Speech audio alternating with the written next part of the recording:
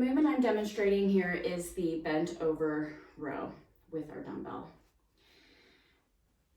Getting into our starting position, I'm going to use no weights, but let's pretend it's in my right hand while I'm doing this demonstration. First is finding the stance of our feet. We want to take one big step forward, a little step backward, and we want to think about our feet on a railroad track versus a tight wire. This is for balance. So for example, if you take a step back and your feet are far behind you, this may look silly as you can see it in the camera, but it's very, very common for people to have their feet go right behind them instead of a little bit out hip width, okay? So that's the first thing that I want you to observe, especially if you already know that you're kind of not balanced in this position. The next thing I want you to think about is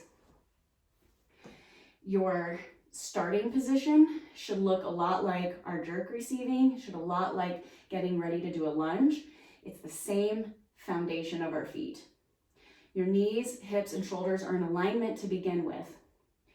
Now, if I'm gonna pull with my right hand, then I want my right leg to be the one out of the way of my dumbbell. So that's the leg that's back. Then to start my position, I'm gonna fold forward like I'm initiating a deadlift or a good morning. And I'm gonna stop where I feel just shy of like 180. I don't need to go all the way down here. I can stay a little bit upright, but we don't wanna compromise our back position. So as you fold forward, we don't wanna let the shoulders roll down. And I call this a rounded shoulder when we're not active, pinching the wings. So I'm on my railroad tracks.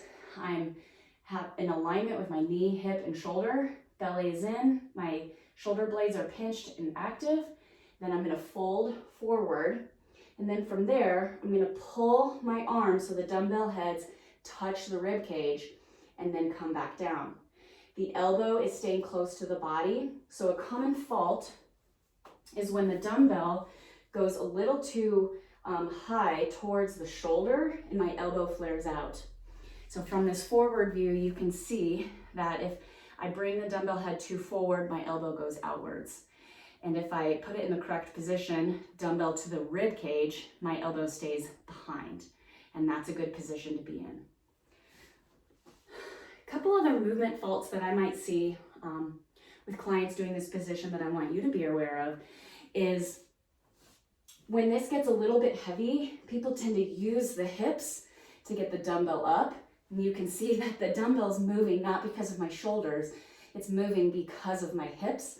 So I want you to really make sure that you pull with just your arms and that your hips aren't giving you almost this kipping dumbbell row feeling. This is pure upper body strength.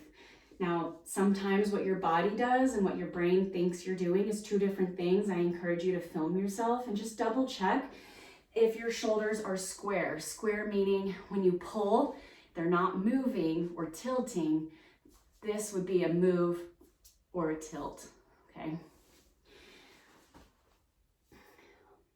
There are also times where utilizing a bench or a box next to you can be really helpful. So you can put your hand on here and that way your whole body weight doesn't have to be engaged. However, I would like you to, for as long as possible with your weight, engage your glutes by squeezing your butt, belly is sucked in, my upper back is in tension, so my body has to be really stable to do the work. If you find that in order to get the work in safely and with good positions, that you have to have a bench or box next to you, it's completely fine.